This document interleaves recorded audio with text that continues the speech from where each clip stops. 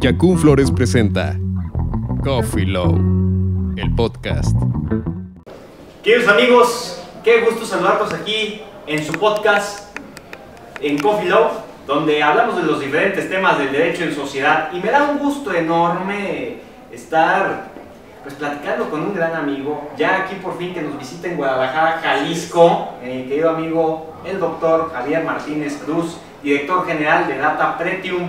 Y amigo, qué felicidad tenerte aquí en el podcast. No, pues al contrario, muchas gracias, mi estimado Rodolfo.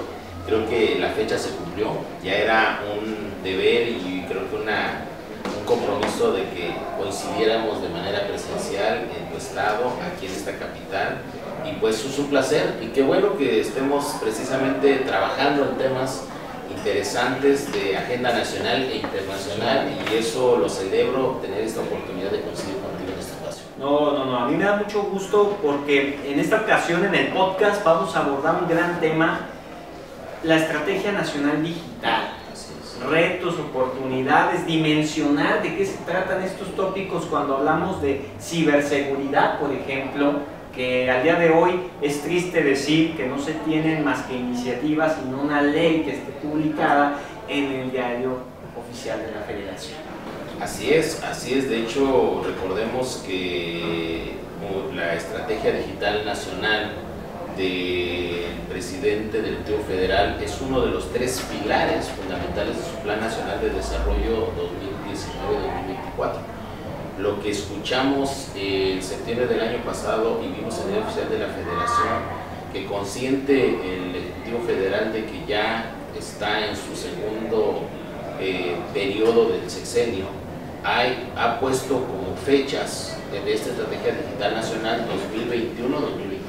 Es decir, estamos a escasos 2 años de poder atender estas estrategias, estas líneas de acción que el Ejecutivo ya ha puesto sobre la mesa, ya no solamente con la publicación de esta Estrategia Digital Nacional, sino que recordemos que en semanas recientes anunció recursos por más de 30,000 millones de pesos para garantizar estos proyectos y llevar lo que dice la Estrategia Digital Nacional: Internet para todos, en todos los ámbitos, en todos los espacios, sobre todo en las regiones más alejadas. Entonces, sin duda, un tema que dará y será fundamental discutirlo en este espacio. A ver, estimado Javier, es importantísimo dimensionar qué es la Estrategia Nacional Digital, porque, bueno, sabemos que a veces se romantiza demasiado la narrativa institucional, con toques o palabras que evocan a lo humanista, a lo republicano, a lo austero, pero que realmente dejan lagunas sobre conceptos como ciberseguridad, que es, gobierno digital, que es, y si realmente está articulado a lo que nos refleja nuestra Carta Magna adecuadamente y no confundir cosas que ya están establecidas. Y yo creo que por primera vez esta Estrategia Digital Nacional responde a ese mandato que México atendió derivado de este pronunciamiento de la ONU en 2012, donde después de todos esos encuentros y reuniones regionales para hablar de la neutralidad del Internet, la importancia del Internet, recordemos que ese Internet es el que ha fomentado o impulsó, generó pasar de la tercera revolución a la cuarta revolución industrial, donde se habla de manejo masivo de información precisamente por estas tecnologías de la información.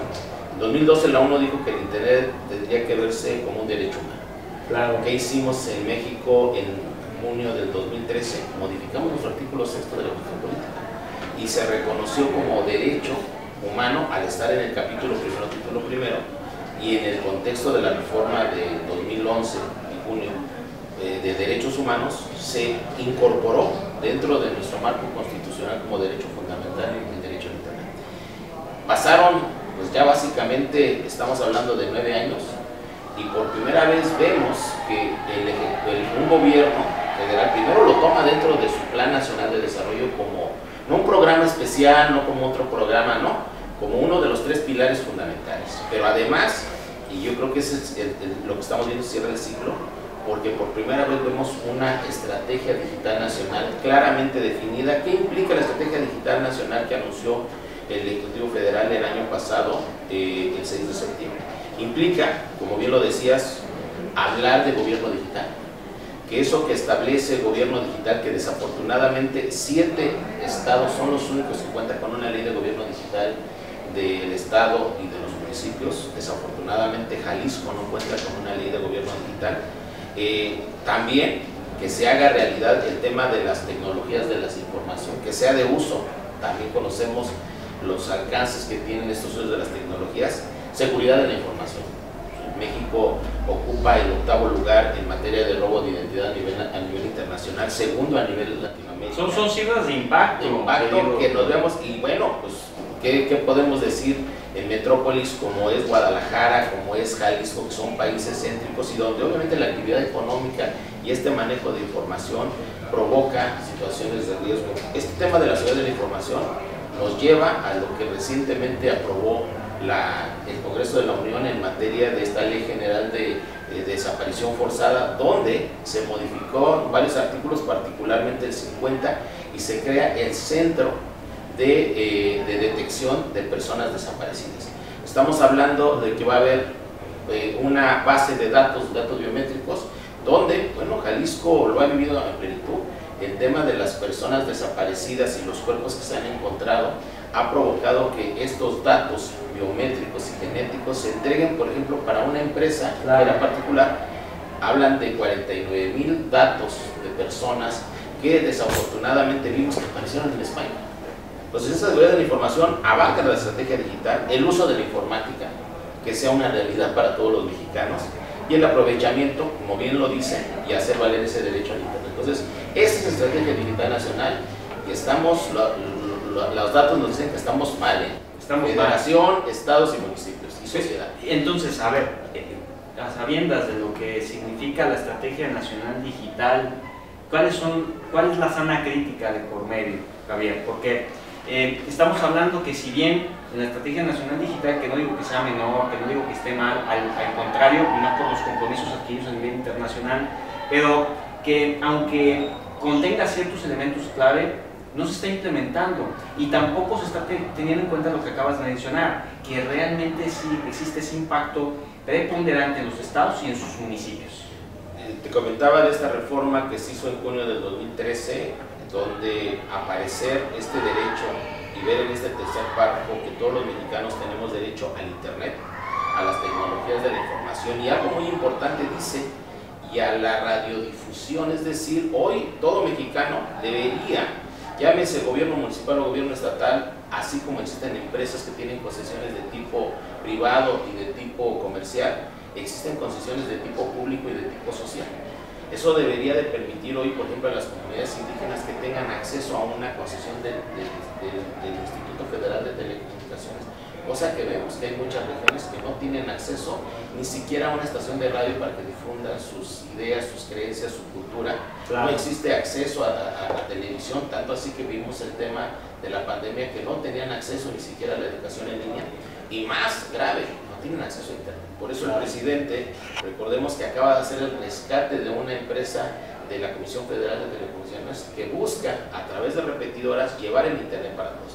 ¿Por qué es grave? Decíamos esto. Primero, porque solamente hay una constitución estatal que desafortunadamente es la única que tiene este derecho al Internet, como está en el artículo 6, que es la Constitución del Estado de México.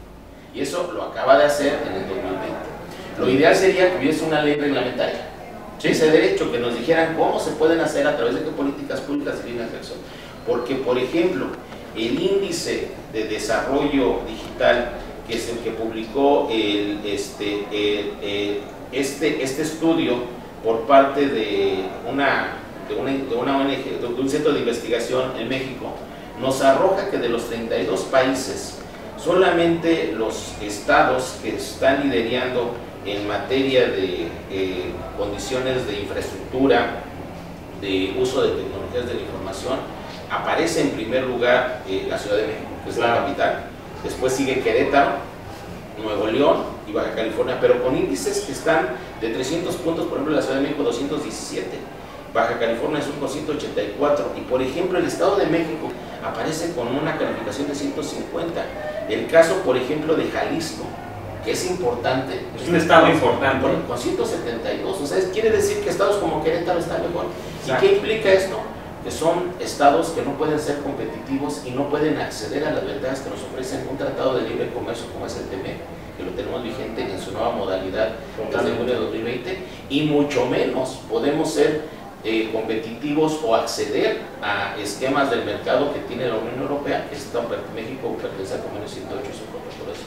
Esos son los retos. Grave es también que, por ejemplo, Jalisco no tenga su ley de gobierno digital, que haga realidad que hoy todos los ciudadanos y todos los habitantes del estado de Jalisco puedan, sin necesidad de trasladarse a las oficinas centrales, ya sea del gobierno estatal o del gobierno municipal, estar formándose para que un burócrata o un servidor público, bueno, pues dé pauta para estar haciendo ahí los trámites y todo lo puede hacer en línea. Y eso debería de ser una realidad, que todos los servicios, el pago de predio, la petición de un permiso, la licencia, todo, la entrega de placas, claro, se pueda hacer de manera digital y que le puedan entregar en su domicilio sin necesidad de trasladarse, ¿sí?, a las oficinas, todo este tipo de servicios. Eso implica, y esos son los retos que tiene el sector. A ver, me parece muy importante, hablando de las leyes que hacen falta y son necesarias para los estados. Al día de hoy, ¿cuántos estados gozan de una ley de gobierno digital? Tenemos 7 estados. La primera ley que vimos que apareció fue precisamente la de Puebla, si no me equivoco, esa fue en 2015, en febrero del 2015. Posteriormente tuvimos la de enero del 2016 del Estado de México.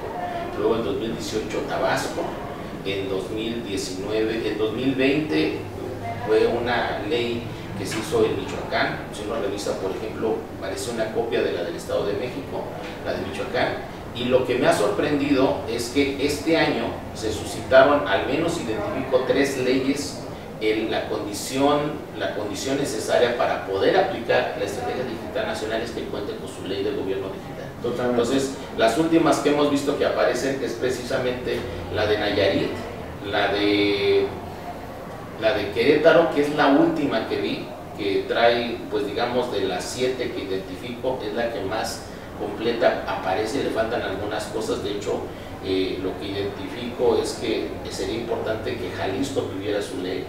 Estamos proponiendo ahorita la ley para Tamaulipas, para Hidalgo, y lo que valdría la pena es que se presentara una propuesta que el gobernador, de hecho se está siguiendo la estrategia que está siguiendo en algunos estados que nos han pedido que les apoyemos para hacer su ley de gobierno digital, es que la metan bajo el esquema de iniciativa preferente. ¿Por qué razón? Porque la idea es que esta ley se meta bajo ese concepto de iniciativa preferente para que pueda estar aprobada en el mes de octubre a más tardar, y se pueda aprovechar la discusión del paquete económico del presupuesto en el 2023, y esos proyectos que derivan de la ley de gobierno digital, que es la agenda digital, que son recursos y proyectos que tendrán que implementar municipios y gobierno estatal, se puedan etiquetar o se puedan financiar en fondos federalizados que se tengan en el presupuesto de egresos de la Federación. Ese es el contexto y el momento y la importancia que tiene hacer una ley de ese tipo en este momento. A ver, Javier, yo escucho Estrategia Nacional Digital, vemos los puntos finos, también reconocemos qué debería de hacerse para que realmente tenga impacto. Ahorita mencionando los estados y municipios y especialmente el factor económico, pero ahora el punto es ¿dónde estamos? Es decir, ¿qué es lo que hace falta para que esa Estrategia Nacional Digital pueda tener la fuerza que deseamos que tenga? Mencionábamos la ley de gobierno digital que hace falta en más estados de la República, pero también yo de repente digo, hace falta una reforma a la Ley Federal de Protección de Datos Personales en posesión de particulares, hace falta una ley general en materia de ciberseguridad, hace falta adecuar todas las cosas que hoy por hoy están asimétricas para que México forme parte de un convenio de Budapest, por ejemplo. Así es. Yo creo que son acciones que se tienen que seguir paralelamente, pero cada quien tiene que asumir en este contexto ahorita de oportunidad de TEMEC que tenemos, del convenio 108, de que cayeron los escudos de privacidad de Estados Unidos para el flujo transfronterizo con la Unión Europea, y que hay 5.300 empresas en Estados Unidos, y entre ellas las empresas hemos escuchado cómo están condicionando a Meta porque hace tratamiento de datos de europeos en Estados Unidos, y eso les está provocando que estén en tensión para que salgan de la Unión Europea. Totalmente. México se puede convertir en ese puente para hacerlo, y para eso implica que los gobiernos estatales, los gobiernos municipales, el gobierno federal tengan las condiciones tecnológicas. Yo creo que el presidente ya hizo su labor, diciendo, ahí está la estrategia digital nacional. Ya dijo, señores, hay 30,000 millones de pesos para que se logren financiar proyectos, entre ellos llevar a través de repetidoras internet para todos los espacios y sobre todo las condiciones o los sitios más vulnerables y alejados. Ya está poniendo también dentro de la estrategia digital, gobierno digital es una obligación y se tiene que convertir en una realidad, no solamente en la administración pública federal, en la administración pública estatal y en los más de 2.460 municipios de todo el país. Totalmente. Se abre el espacio en la discusión del presupuesto económico, del paquete económico 2023. Creo que ahora la estafeta se le acaba de pasar a los estados, se le acaba de pasar a los municipios, tendrán que hacer. Y también las respectivas, el poder legislativo, el poder judicial tendrán que hacer sus respectivas acciones, entre ellos, como decíamos, tendremos que tener en este contexto de oportunidad ya de proyectos de inversión una ley, una nueva ley federal de protección de datos personales y garantía de derechos digitales. Yo creo que ya prioriza atender que o se discuten esas iniciativas o se hace una propuesta integral para hablar de una ley de ciberseguridad que garantice que se respeten los derechos y que haya obligaciones en el panóptico digital, como lo decía Abel Churján en su Sociedad de la Información, que se haga valer la Carta de los Derechos Humanos y Principios del Internet, que también la ONU propuso en 2015. Eso tiene que ser una realidad y para eso hace falta estos marcos normativos. Totalmente. Ahora bien, hablando del tema económico, de la gestión de los proyectos, ¿cómo se hace que esa inversión, al final de cuentas, tenga una efectividad? Dirigiéndome a que existe ya el capital para que ejecuten el gobierno digital los estados y sus municipios, pero ahora es cómo hacen un correcto planteamiento de dichos recursos económicos. Recordemos que dentro del proceso presupuestario en México, el próximo 8 de septiembre, la Secretaría de Hacienda presentará el paquete económico, donde vienen entre las propuestas que va a el proyecto de ley de ingresos de la Federación para el ejercicio 2023. Tendrá que ser aprobado a más tardar el 20 de octubre en la Cámara Revisora, que es la del Senado, y a partir del 20 de octubre viene la discusión sobre el presupuesto de egresos del año 2023. Ese periodo que se da, o que se da el banderazo del 20 de octubre para hasta el 15 de noviembre que se aprueba el presupuesto de egresos de la Federación, abre un espacio de discusión para que en la Comisión de Presupuesto y Cuenta Pública, donde se discute el dictamen del presupuesto de egresos 2023 y donde también se nutre de opiniones y proyectos que mandan las otras comisiones ordinarias determinadoras, entre ellas la de Ciencia y Tecnología, la de Federalismo, ese espacio es donde se tendrá que hacer la gestión de estos proyectos. ¿Por qué razón? Porque meter gobierno digital, meter tecnologías de la información, hacer uso del internet, todo eso son recursos que desafortunadamente gobiernos estatales y gobiernos municipales que solamente cuentan con recursos del ramo 28, ramo 33, importantes los ingresos propios, sobre todo para los estados, pero no para los municipios, pues esos recursos ya están pues obviamente asignados para obras públicas, para pago de deudas, para pago de salarios. Entonces, ¿qué es lo que se busca? Recordemos que México es un país federal, existe el federalismo hacendario, tenemos por obligación, así lo dice el esquema del federalismo cooperativo y subsidiario, y en ese federalismo hacendario es donde tenemos la oportunidad de hacer estos proyectos. Pero nadie nos los va a venir a pedir, nadie nos los va a venir a proponer. Hay que buscar en este espacio de negociación acercar los gobiernos estatales con sus gobernadores, los presidentes municipales con los diputados federales, con los senadores, con sus legisladores locales. ¿Para qué? Para que en conjunto se lleven estos proyectos. El tiempo, lo dijimos, la estrategia se vence en el 2024, empieza la gestión de proyectos a partir de este año 2023, porque terminará en 2024. Entonces, ¿por qué es importante? El TEMEC está encima. Totalmente. Tenemos que cumplir para hacer valer esa economía digital y no se puede hacer si no se tienen estas tecnologías de la información. Entonces, el momento es este.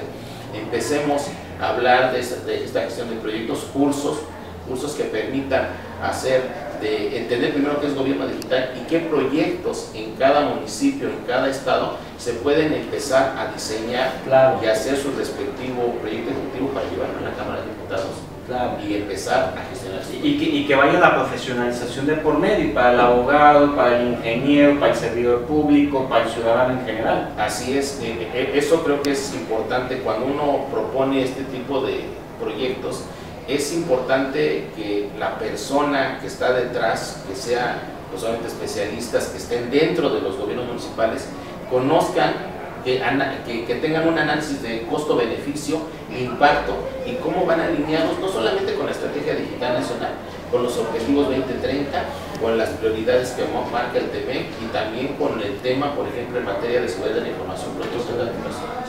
Todos esos aspectos es necesario que sea bajo un concepto profesionalizante, que esté arropado por doctrina, por conocimiento, por estas leyes y que además se justifique, porque también recordemos que hoy tenemos un sistema de rendición de cuentas, un sistema nacional anticorrupción y todo lo que se tenga que aplicar a través de recursos públicos o actos de autoridad tendrán que estar correctamente elaborados. Un punto que es importante abrir a esta parte del diálogo, mi querido Javier, que es la ciberseguridad, sus antecedentes. A ver, sabemos que desde el 12 de abril del 2005 se hicieron diferentes derogaciones, adiciones al Código Penal Federal y en su momento al entonces nombrado Código Federal de Procedimientos Penales, hoy Código Nacional de Procedimientos Penales.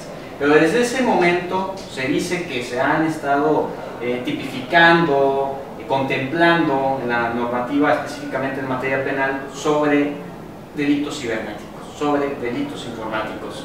Al día de hoy, con 3 iniciativas que se han presentado por parte de diferentes actores en el legislativo, ¿realmente se han puesto de acuerdo qué es la ciberseguridad en dichas iniciativas? Yo creo que no, ya ha sido de hecho tema donde en su momento he tenido oportunidad de interactuar con algunos de los proponentes de estas iniciativas. He comentado, digo, a lo mejor mis antecedentes de trabajo legislativo que tuve tanto en las 2 cámaras del Congreso de la Unión como en el Congreso del Estado de México, y también mi formación de origen en materia de políticas públicas me ha permitido identificar que pues no hay que desatender lo que el artículo 21 de la Constitución Política nos habla, ¿no? Que claro. Es precisamente el artículo que fundamenta esa función que tiene el deber del Estado, que es garantizar la seguridad pública, la seguridad interna que tiene cualquier ciudadano. De hecho, ahí tenemos arropado el Sistema Nacional de Seguridad Pública como un sistema.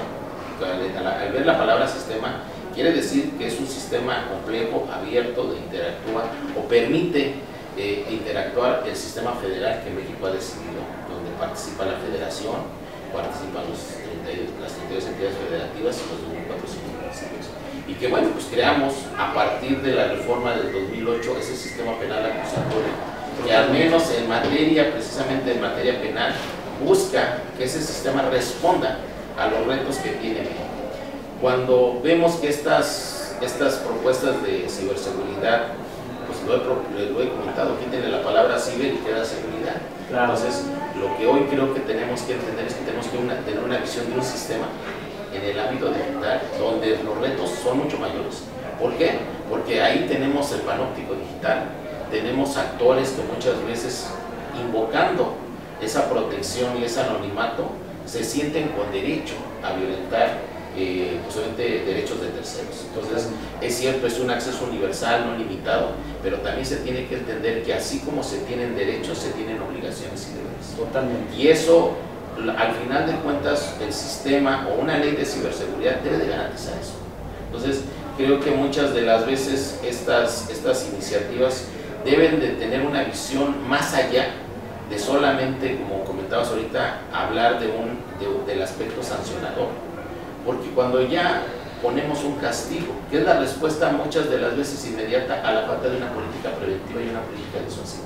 Entonces nos vamos a la última etapa, lo que no podemos controlar o lo que no podemos prever, le ponemos una sanción. Y entonces, si hablamos de un sistema se compone también de subsistemas. Y el sistema preventivo y disuasivo creo que son elementos que deben garantizar al menos una ley de ciberseguridad para no llegar ya a lo último, que es cierto, al final de cuentas, si Una vez que traté de generar condiciones preventivas y esas no lograron detener el hecho delictivo en el ciberespacio, bueno, pues voy con la etapa disuasiva. Claro, y esa ya me permite tener hasta elementos para la carpeta de investigación y dar los elementos para poder encuadrar la sanción y entonces no tener pues una falta al principio o generar impunidad, porque al rato ya tenemos una víctima, ¿sí?, que ha sido violentada en el mundo digital, ha sido sujeta de estos delitos cibernéticos, pero además el Estado no ha sido capaz de sancionar y aplicar el principio de justicia que establece el artículo 120. Y entonces creo que generamos este ambiente de impunidad, y por eso, ante esta variable que yo he llevado en el análisis económico del crimen, donde el valor esperado del delito tiene mayor capacidad o magnitud que el valor esperado del castigo, entonces generas un mensaje y generas un mercado o una oferta atractiva para el delincuente, porque en este país dedicarse al delito o al ciberdelito es rentable, y las políticas de detención, prevención o castigo pues resulta que son de valor esperado.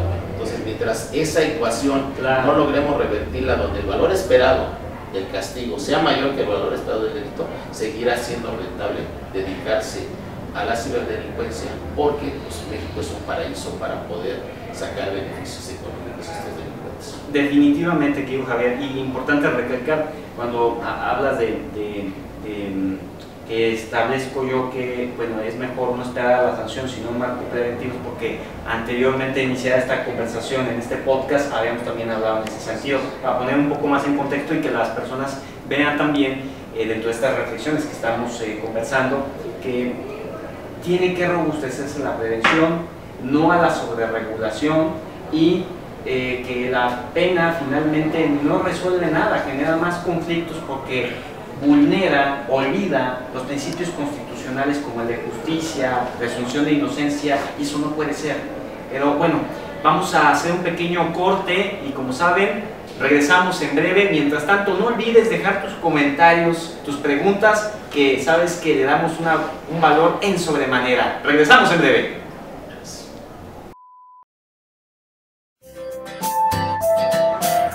Amigos, estoy súper feliz y cómo no, estando aquí desde Yacún Flores, donde pueden ver alrededor muchos arreglos de una alta calidad para todos los seres queridos que papá, mamá, tía, novia, novio, que deseamos dejarles siempre todo lo mejor.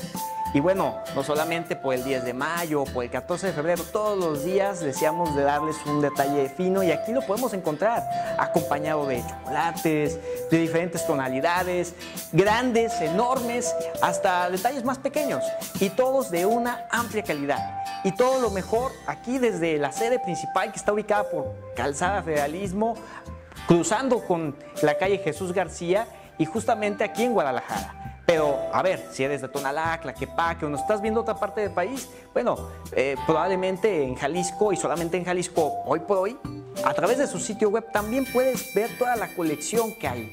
Y es que es una calidad súper grande, es una colección bastante amplia, y a solo un clic de distancia también puedes solicitar tu pedido y te llegará a la brevedad. Así que no duden.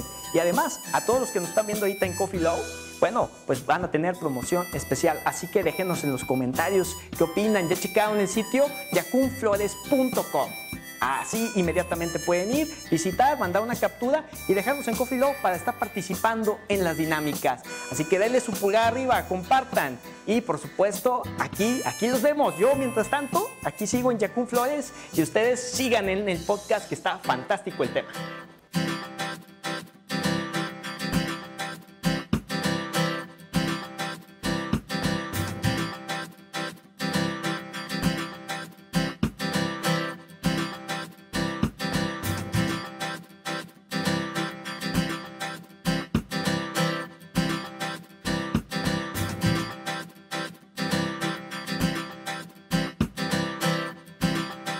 Volvemos, queridos amigos, a este su podcast Coffee Low, ya después de el gran aviso por parte de uno de nuestros queridos aliados comerciales, que te invitamos mucho a seguir. Continuamos esta hermosa conversación, y digo hermosa por tanta riqueza que existe, y además de parte de un excomisionado, hay que decirlo también, del Infoem, uno de los más destacados, tengo que pronunciar además. Y bueno, mi querido Javier, enunciáramos muchas cosas que nos llevan en una línea lógica bastante ideal, en donde en este punto me es bastante importante enfatizar dentro de las reflexiones que estamos hablando de la Estrategia Nacional Digital, que los derechos digitales, estos denominados para mi entender como derechos humanos de última generación, sin especificar que sea la cuarta o quinta generación, la última, porque sabemos que la tecnología siempre se está perfeccionando, siempre está evolucionando.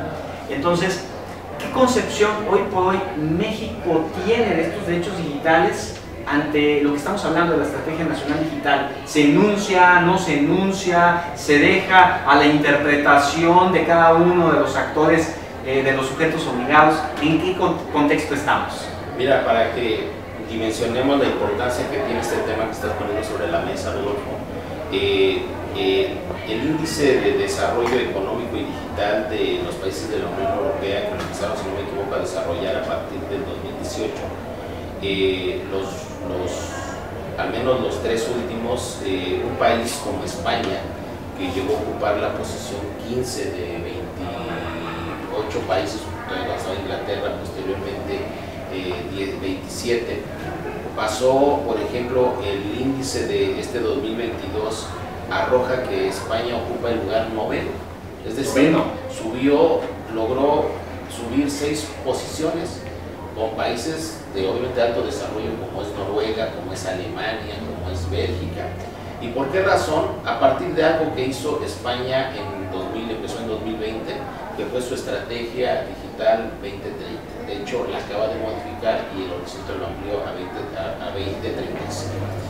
Y en 10 estrategias, una de ellas, la 10ª, garantizaba la Carta de Derechos Digitales. Una Carta de Derechos Digitales que ya lo había incorporado en su Ley Orgánica de Protección de Datos Personales y Derecho de Garantías y Garantía de Derechos Digitales en diciembre de 2018, donde en el capítulo 10 metió 17 derechos digitales. Derecho al olvido, portabilidad en el mundo digital, testamento digital, desconexión digital, temas que nosotros no son desconocidos porque los hemos escuchado, por ejemplo, en la modificación a la Ley Federal del Trabajo. El derecho al olvido, que se han propuesto iniciativas de manera diferente. Hoy hablamos de herencia digital. Por eso lo que vimos en España en 2021 fue que anunció su Carta de Derechos Digitales. Ya no eran 17, ahora eran 25 derechos digitales. Y eso nos dice que España tiene claro que en la nueva globalización digital, en la economía digital, en el flujo transfronterizo donde los mercados físicos se han desbordado y hoy son los mercados virtuales, sabe que es la única manera de acceder a situaciones de competitividad. Y México ya empezó a dar sus pasos. Si ya tenemos una estrategia digital 2021-2024 como complemento de la última etapa de este sexenio, es necesario que las 32 entidades federativas tengan o no tengan ley de gobierno digital, pero sí deben tener que hagan su agenda estatal digital. Totalmente. Y nada impide a que los municipios también hagan su agenda digital. Totalmente. ¿Por qué razón?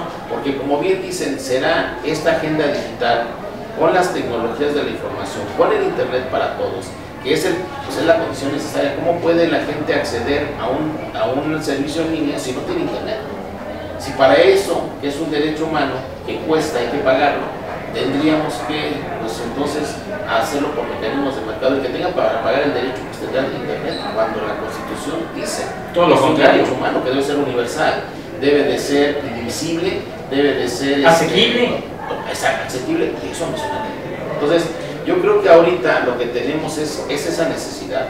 Si hoy el presidente está hablando de estos recursos, más de 30,000 millones de pesos, habla de que una empresa como es esta que se rescató para garantizar a través de repetidores llevar Internet, eso no lo puede hacer solamente el gobierno federal. Totalmente. Es un federalismo cooperativo subsidiario donde tendrán que hacer labor los estados, tendrán que hacer labor los gobiernos municipales, tendrán que hacer labor las universidades, cualquier ciudadano, para garantizar esto. Necesitamos especialistas en protección de datos personales, en tecnologías de la información, en implementadores de gobierno digital, y eso pues obviamente abre la puerta para algo que también debe de ser una realidad.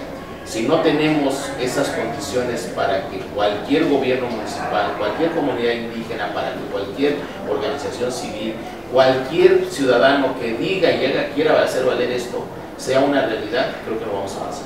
Totalmente. Y a ver, quiero profundizar en esto último que comentas, que realmente no se está garantizando que lo que viene en nuestra Carta Magna se cumpla bajo todo lo que debe ser el acceso a la información.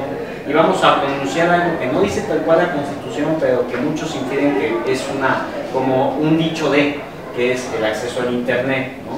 Pero con ello quiero dirigirme a que si esta Estrategia Nacional Digital, que aparentemente tiene muy difusos estos derechos digitales, contempla algo tan valioso como la neutralidad de la red. Sí, de hecho, la reforma del 2013 sí menciona de manera precisa ese tercer párrafo del derecho al Internet, lo pone de esa manera. Dice, toda persona tiene derecho al acceso, el Estado garantizará el derecho al acceso a las tecnologías de la información y comunicación. Es decir, en el momento en que le puso es un derecho humano. Es un derecho. Y después, así como los servicios de radiodifusión y telecomunicaciones, incluido el de banda ancha e Internet.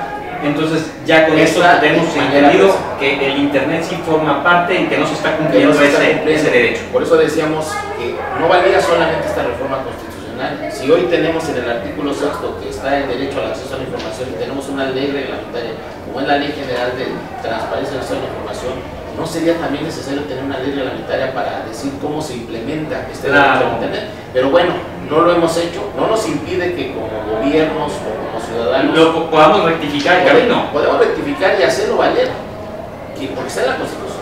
Entonces, eso tiene que ser una realidad. Pero en este país, las cifras que nos entrega, por ejemplo, INEGI, es que hay cerca del 46% de los hogares no tiene acceso a un Internet fijo. Solamente el 54% de los hogares en este país son los que tienen acceso, pero es un Internet que les cuesta. Claro. Y la mayoría de los ciudadanos o los que tienen uso de telefonía móvil, pues también pagan un plan.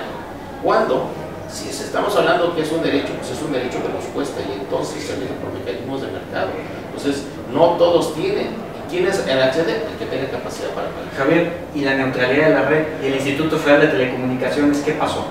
Ese es otro, yo creo que es un trabajo que han quedado a deber. El artículo 67 de la Ley Federal de Telecomunicaciones y Radiodifusión establece que, por ejemplo, el Instituto Federal de Telecomunicaciones, entre sus labores está otorgar 4 tipos de concesiones.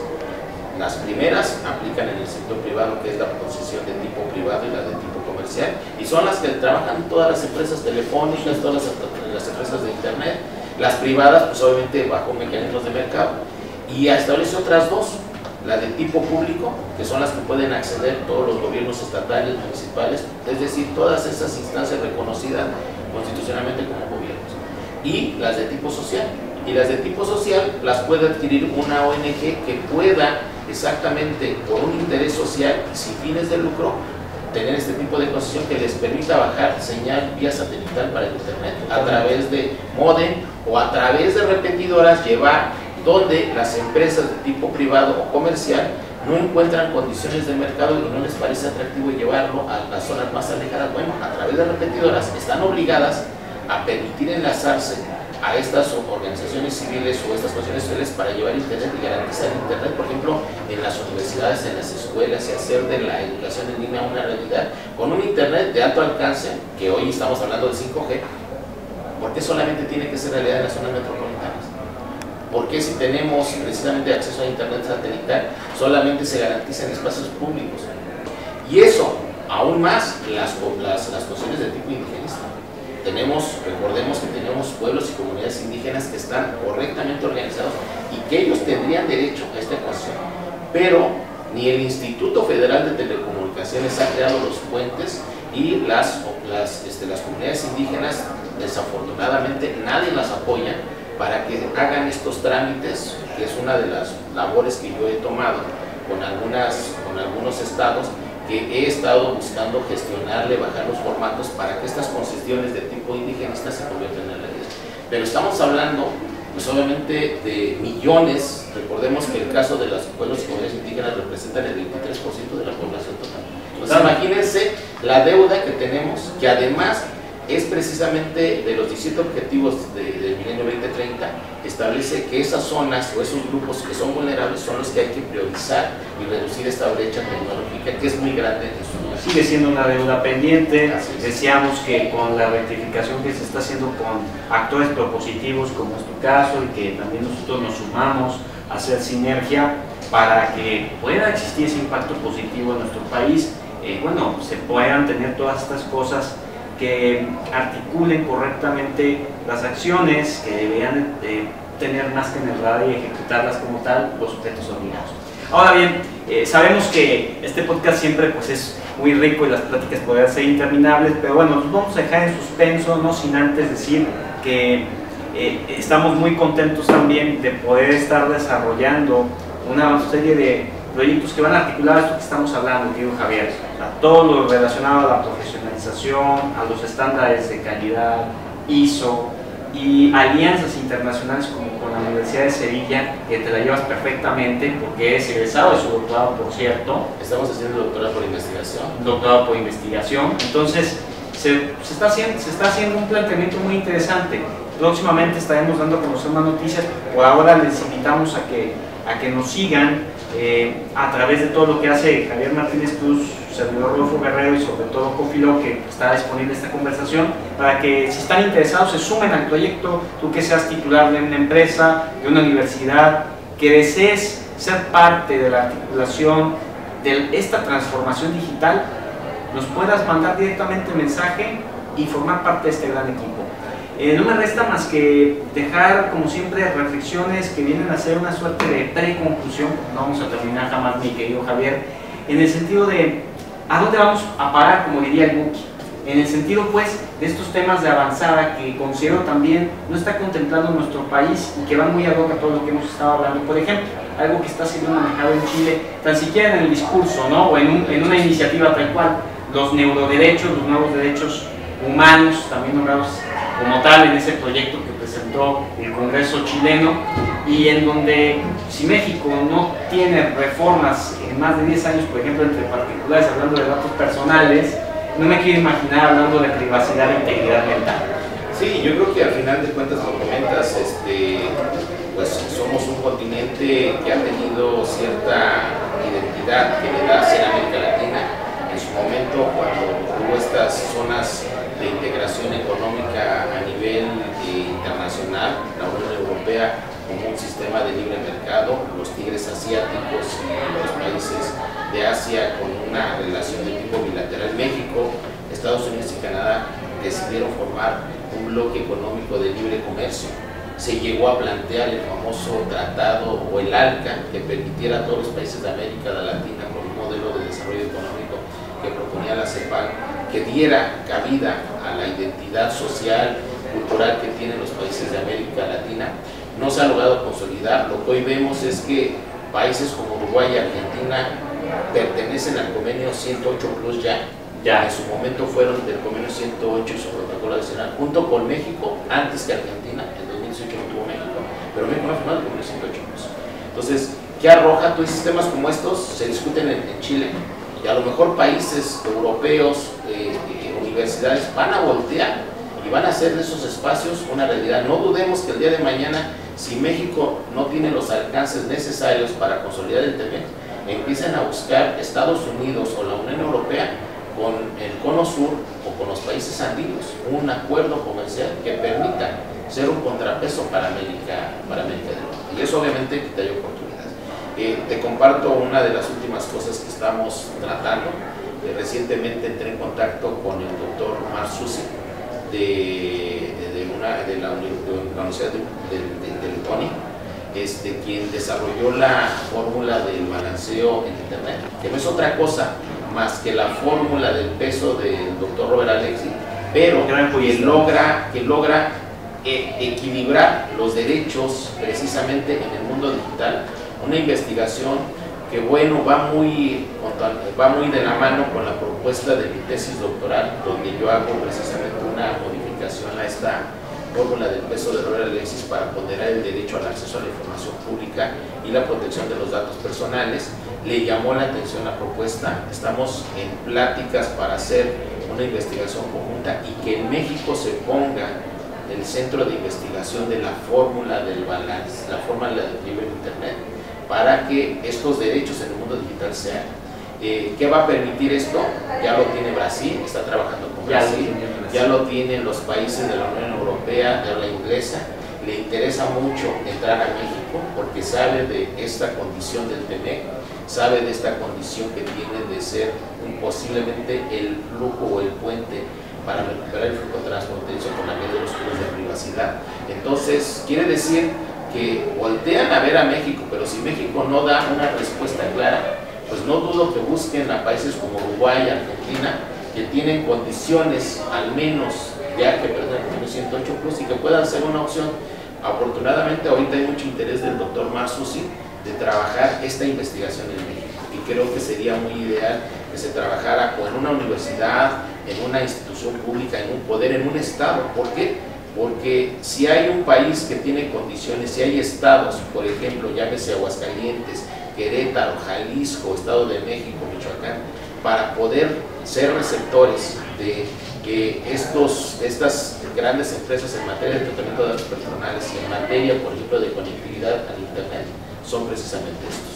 Es muy importante lo que comentas, querido Javier, porque el exhorto es ese, que se nos unan a esta calidad de profesionalización y en donde más personas formen parte de lo que queremos agregar a esta Estrategia Nacional Digital, que es la transformación en nuestro país. Ese es un exhorto muy importante que les hacemos a través de este podcast. Y bueno, agradecemos mucho que el espacio en donde estamos dando hoy a quienes nos ven a través de la plataforma de YouTube de Coffee Low o vean algún fragmento de nuestra conversación a través de Facebook de Coffee Low, bueno, se sepa que estamos ante la sala de juicios orales del Centro Libre de Estudios Universitarios Campus Guadalajara. Agradezco mucho a su director, Jorge Arturo Parra Telles Girón, que por cierto es parte del consejo consultivo que hace unos días ha integrado la sociedad Coffee Low, doctor Jorge Fernández Ruiz, titulado Transformación y Cultura Digital. Gracias por brindarnos este espacio para llevar a cabo nuestro podcast y desde luego a ti, mi querido Javier Martínez Cruz, un pionero en estos temas, gran amigo, director general de Data Pretium. Muy felices de colaborar contigo, esperen pronto más noticias y desde luego nuevas visitas a Guadalajara, porque bueno, llegó nuestro amigo Javier Martínez Cruz para quedarse, pero con objetivos muy claros que estamos trabajando y que muy pronto les daremos a conocer. Querido amigo, gracias por estar en el podcast. Muchísimas gracias por la invitación, gracias a todos los que nos siguen, los que tendrán la oportunidad de escuchar esta conversación, este diálogo. Les deseo un excelente día y muchas gracias por la invitación. Hasta la próxima, queridos amigos. No se olviden de replicar este episodio, ya sea que lo estés escuchando desde Spotify, lo estés viendo desde Facebook, lo estés viendo desde YouTube, que lo compartas, que nos des tu poderosísimo pulgar arriba para que el algoritmo, hablando de estos temas, nos trate de maravilla. Por lo pronto, te mando un gran abrazo a la distancia. Nos vemos en el próximo episodio.